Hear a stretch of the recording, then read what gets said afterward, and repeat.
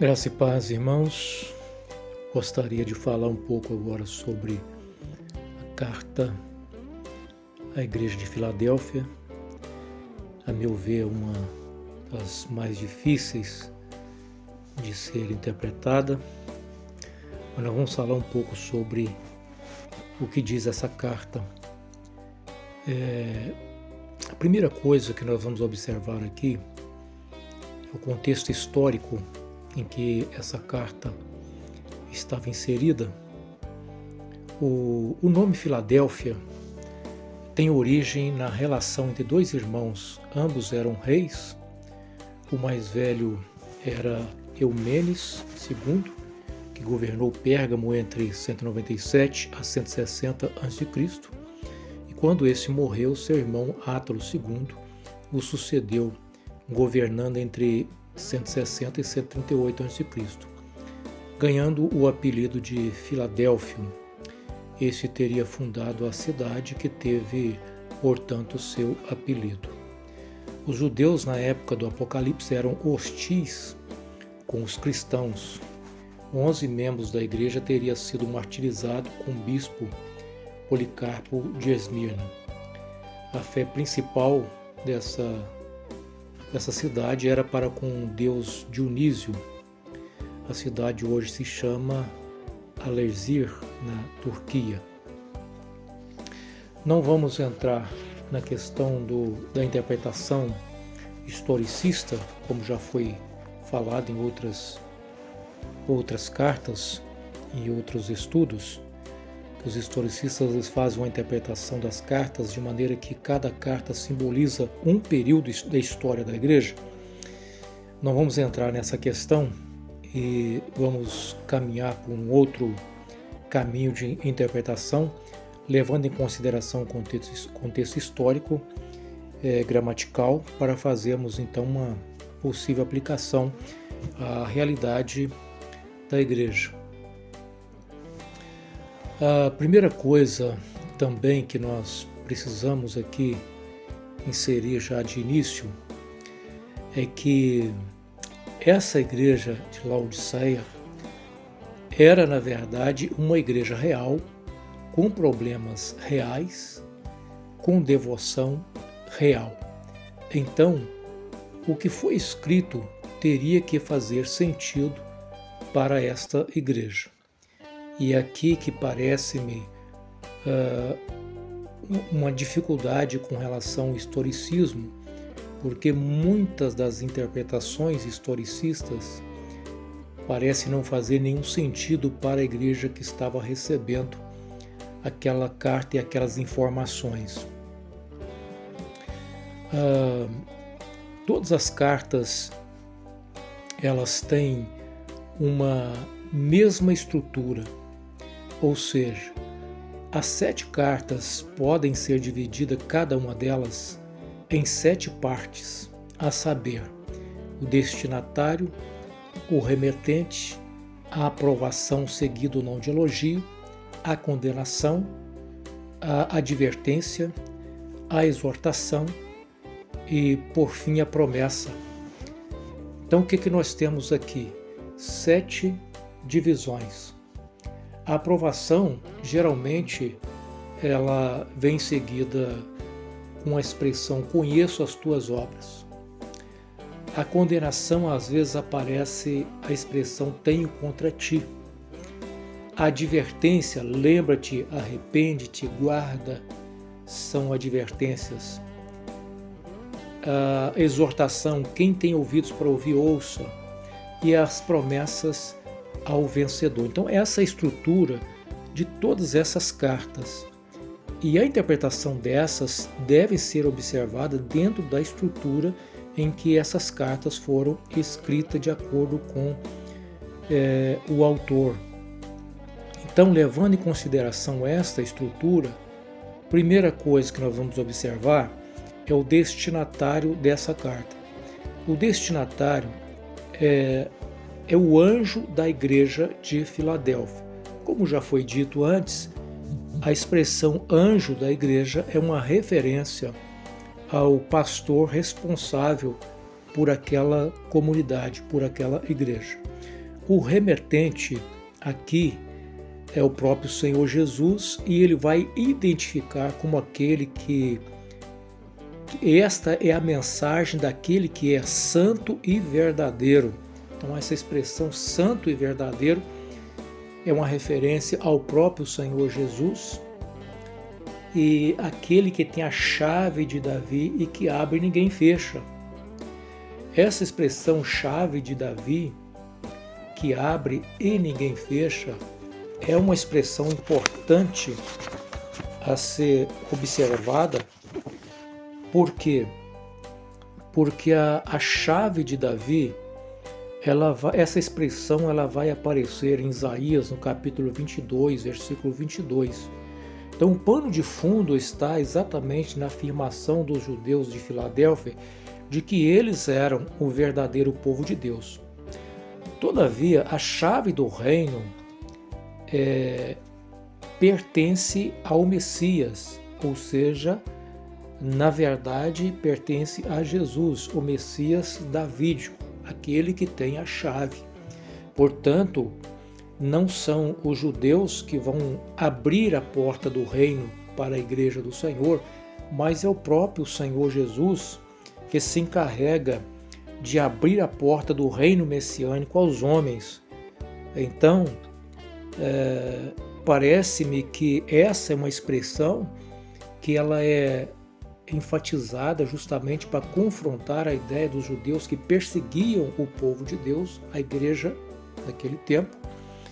E Jesus então vai mostrar para a igreja que na verdade não havia por que eles se preocuparem, porque o Senhor havia aberto a porta para eles na entrada do reino, e ninguém, nenhum judeu, ninguém, por maior perseguição que fosse, poderia fechar ou impedir que a igreja caminhasse proclamando o reino de Deus com a missão que foi dada a ela, de levar a boa nova do Evangelho a toda a criatura.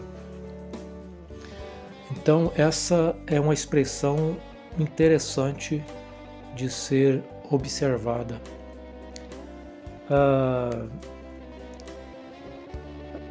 terceira coisa que nós vamos aqui observar com relação a essas estrutura da carta, então, primeiro, destinatário, segundo, remetente, que já foi aqui identificado, e o terceiro é a aprovação, né? A aprovação. A aprovação ela vai aparecer na expressão sei, né? De tudo, sei de tudo. Essa é uma expressão que mostra aqui a aprovação. O versículo 8 vai dizer assim, do capítulo 3 de Apocalipse: sei de tudo que você faz, abri para você uma porta que ninguém pode fechar. Você tem pouca força, mas ainda assim obedeceu a minha palavra e não negou o meu nome.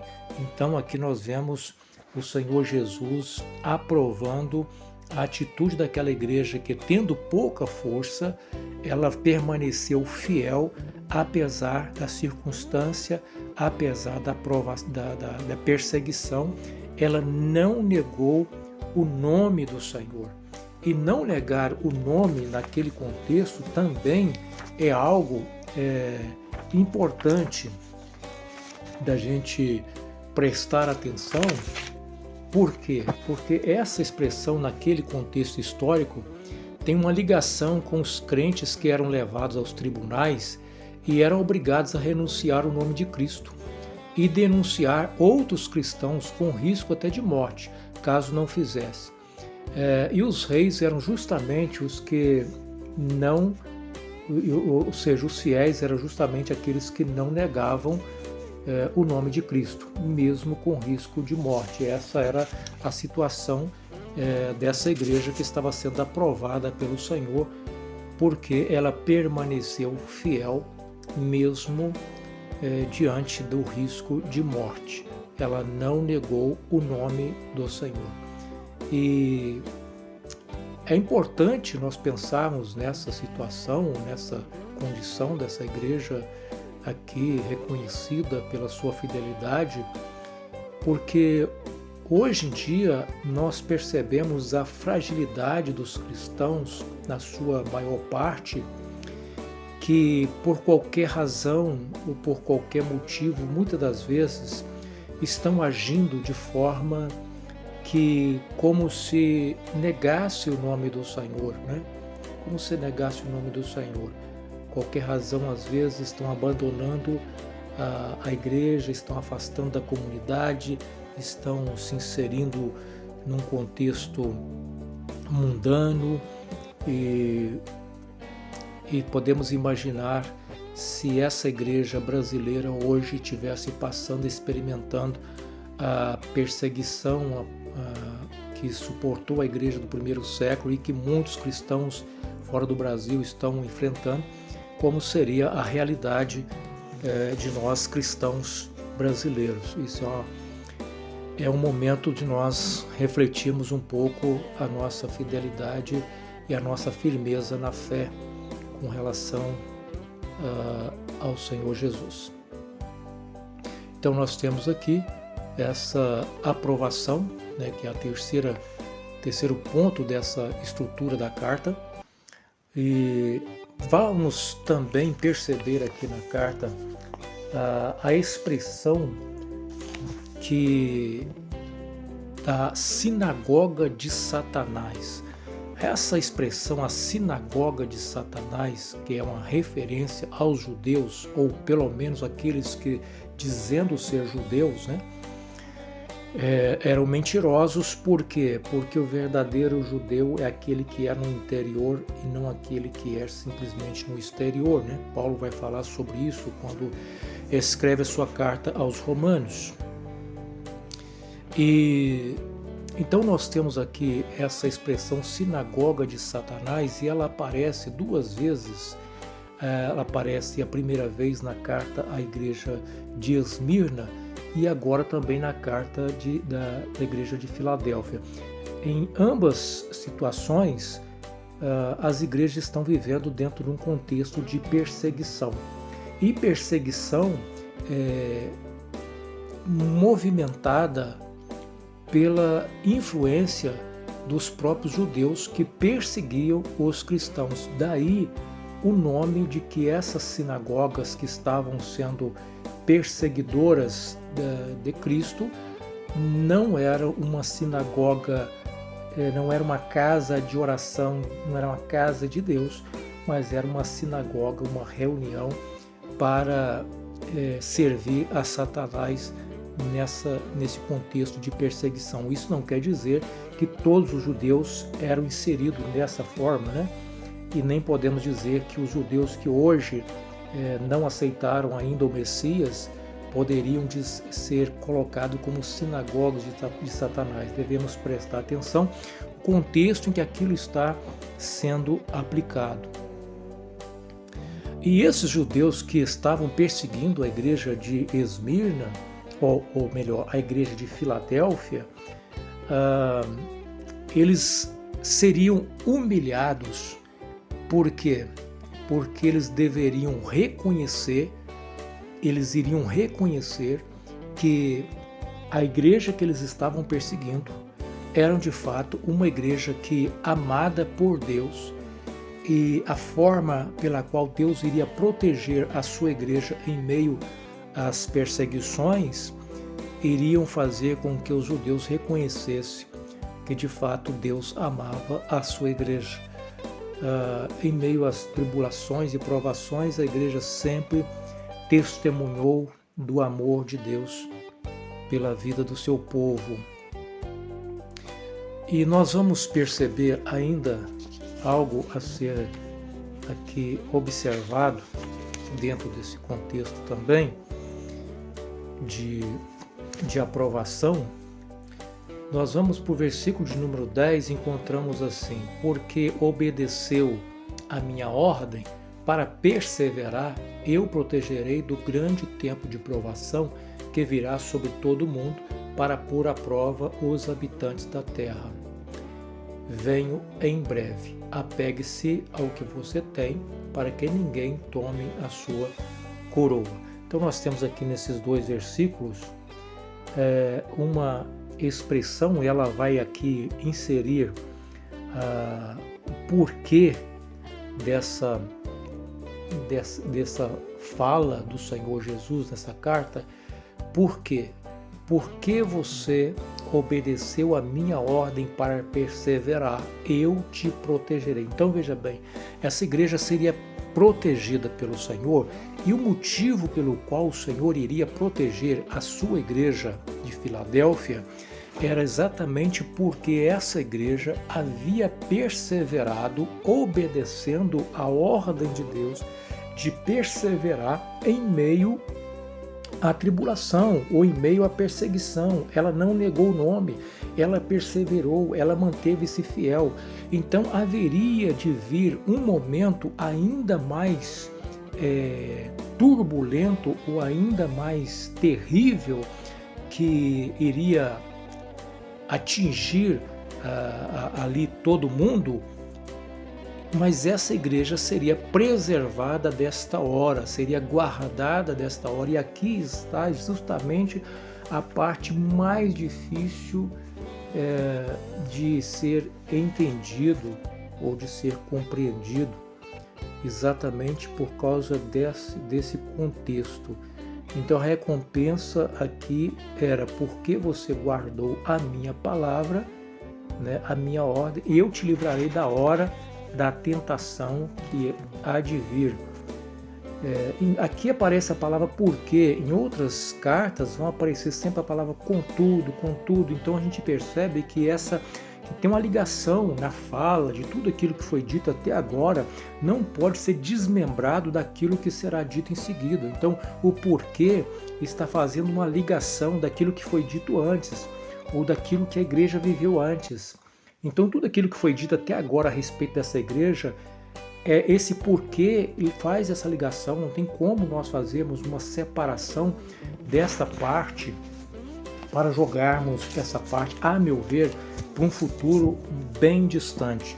E aqui é importante a gente perguntar a quem é endereçado essa promessa. Bom, alguns vão defender que essa é uma promessa do futuro.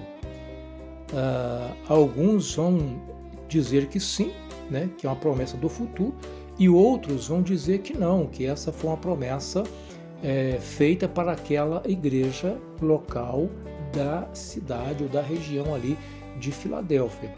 Então, veja bem, foram feitas, na verdade, promessas reais, e essas promessas reais feitas a uma igreja real que sofria por causa do nome de Cristo e que permaneceu fiel ao Senhor Jesus em meio à perseguição. E por isso ela seria recompensada com o livramento da grande tentação que viria. Então nós temos que pensar nesse aspecto, né? Só que, como eu disse, alguns vão entender que essa é uma referência a uma perseguição futura do anticristo. E aqueles que assim pensam, né, vão dizer que esta grande tribulação aqui, ela tem ligação com a perseguição do anticristo, o anticristo perseguindo a igreja, conforme vai ser encontrado lá em Apocalipse no capítulo 13, versículos 7 e 8. Então, Lade, por exemplo, vai ressaltar que essa expressão, os que habitam sobre a terra, aparece diversas vezes no Apocalipse e sempre significa o mundo pagão. A ira de Deus será derramada, mas antes dessas sentenças terríveis, o povo de Deus será marcado na testa para sua proteção. Assim, a sentença divina cairá sobre os que seguem a besta, e os que estiverem selados serão protegidos. Então essa é a visão, a interpretação aqui que Lade vai fazer com relação a esse contexto, jogando para um futuro. E assim muitos teólogos, né, grandes teólogos vão fazer essa defesa de que essa parte da carta é algo que está sendo uma referência futura. A tentação que virá em todo o mundo para tentar os que habitam sobre a terra, aqui nós vemos essa expressão, e essa expressão aqui, todo mundo, em alguns casos, pode não ser todo o planeta Terra habitado. E aqui nós podemos citar alguns textos bíblicos onde a expressão oikumene, que é traduzido por mundo,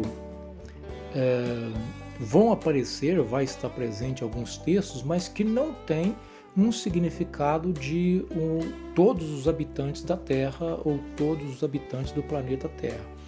Por exemplo, nós vamos encontrar essa expressão em Lucas no capítulo 2, versículo 1, Atos capítulo 17, versículo 6,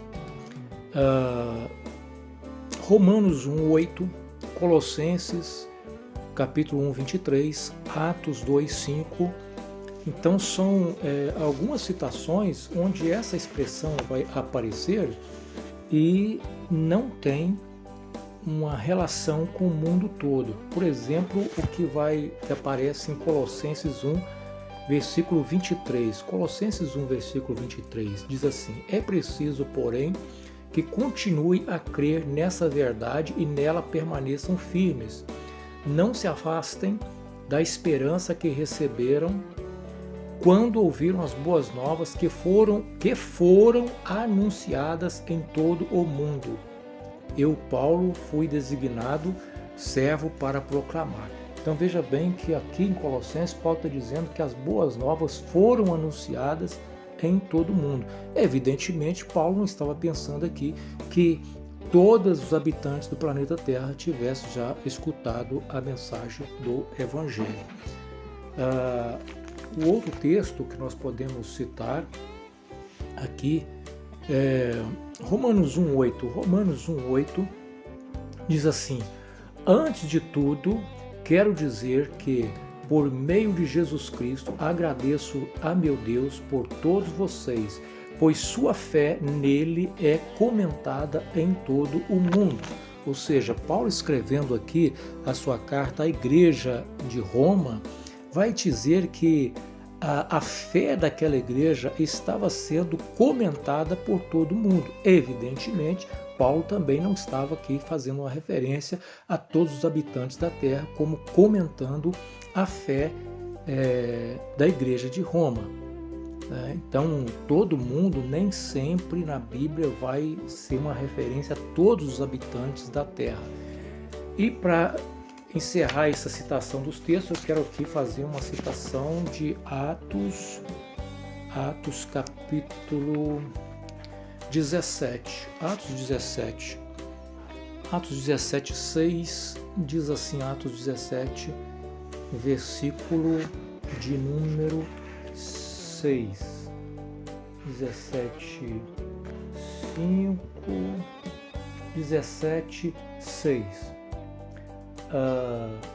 Mas como não os encontraram, arrastaram para fora Jasso e alguns outros irmãos e os levaram diante do conselho. Gritavam: aqueles que têm causado transtorno no mundo todo agora estão aqui perturbando nossa cidade. Então esse é um outro texto em que a palavra mundo todo não quer dizer todos os habitantes da Terra.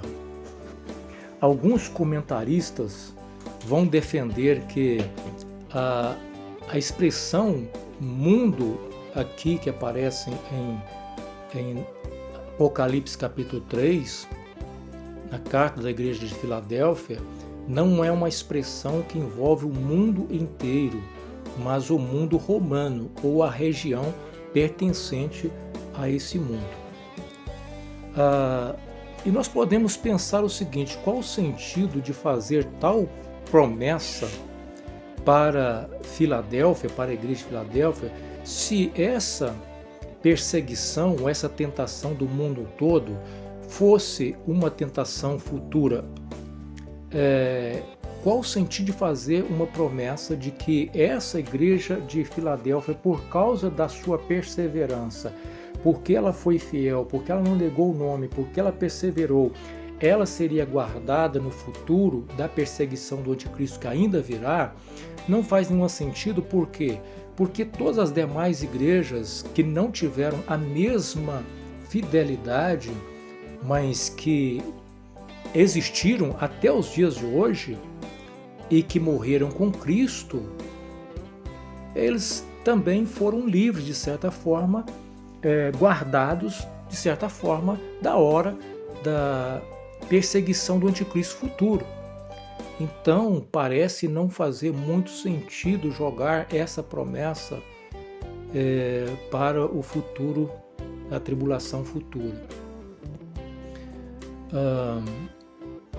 Uma coisa que eu quero deixar claro aqui, que apesar de eu estar fazendo essa leitura, e eu entendo que seja talvez essa uma forma de melhor interpretação dessa passagem, eu não sou um preterista, embora os preteristas vão fazer exatamente essa leitura das cartas, mas concordo com a leitura que eles fazem da carta, mas não concordo que a grande tribulação já aconteceu e que não vai acontecer mais, porque, a meu ver, até então, eu entendo que haverá de existir uma grande tentação, grande provação no futuro, uma grande tribulação no futuro.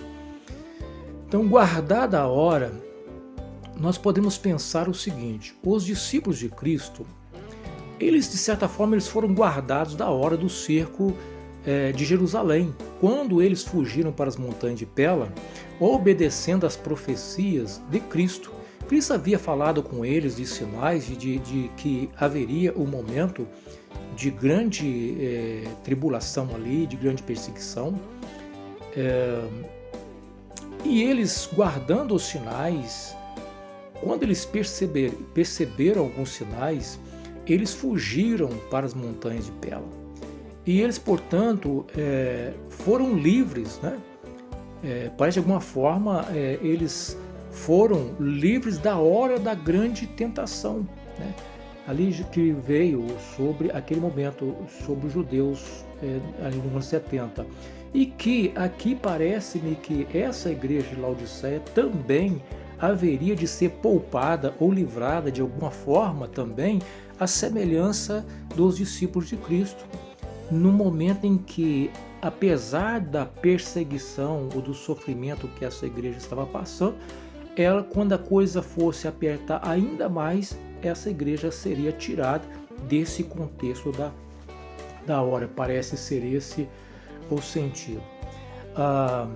Do ponto de vista de um futuro, assim nós podemos fazer uma aplicação, e uma aplicação da seguinte maneira: que a igreja no futuro ela deve perseverar, mesmo em meio às perseguições. E depois que ela perseverar, apesar das perseguições, ela será então livre, né? Ela será tirada quando for derramada a ira de Deus sobre os habitantes da terra. Então, quando houver de derramar as taças da ira de Deus, a igreja que já foi perseguida pelo anticristo, já passou pelas perseguições e permaneceu fiel, perseverante, não negando o nome de Cristo, ela será poupada do momento mais árduo, né, que virá sobre o mundo, que é a ira de Deus, as taças da ira sendo derramadas. Então, nós vamos aqui agora para o ponto número 5 dessa divisão da carta, que é a advertência. Então, a advertência que vai aparecer na carta com a palavra: guarda o que tens, para que ninguém tome a tua coroa. Guarda o que tens, para que ninguém tome a tua coroa. Assim como a sinagoga de Satanás, essa expressão aparece também no contexto de perseguição, a coroa aqui vai aparecer também nesse mesmo contexto, como recompensa para o fiel.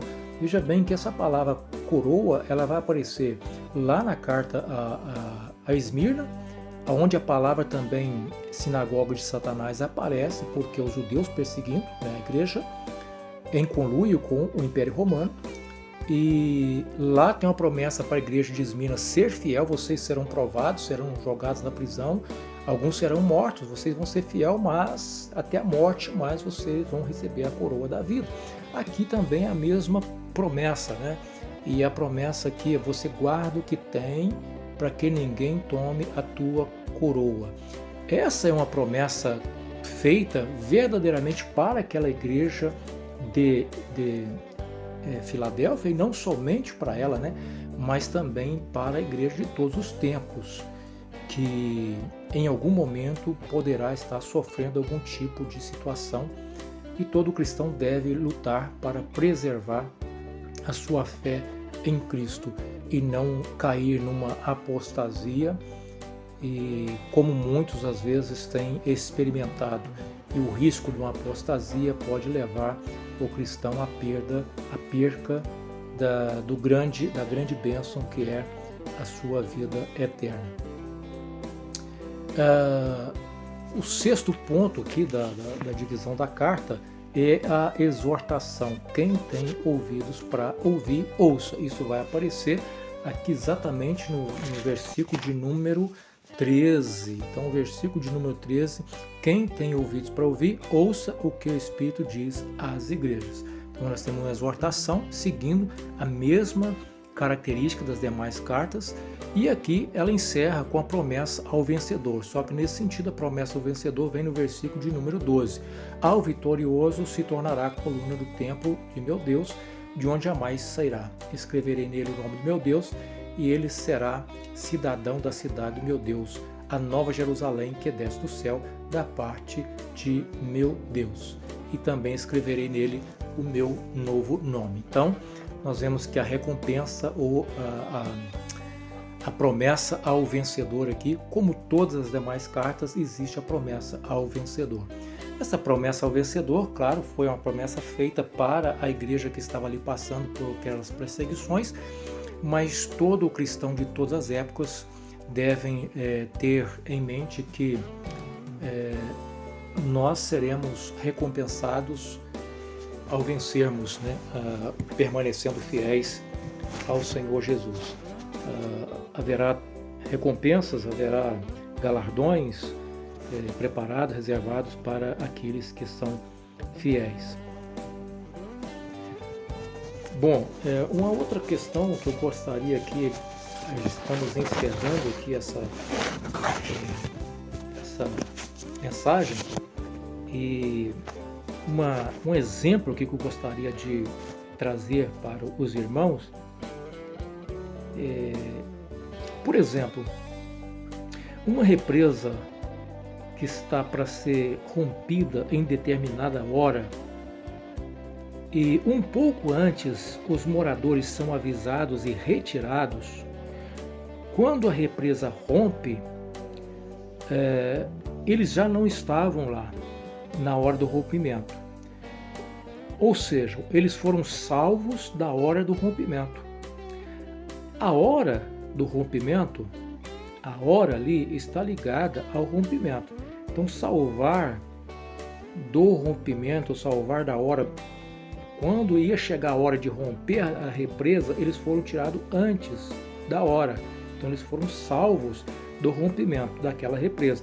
Não significa que eles teriam que ser tirados da terra, como às vezes querem os pré-tribulacionistas fazendo a aplicação desse texto aqui.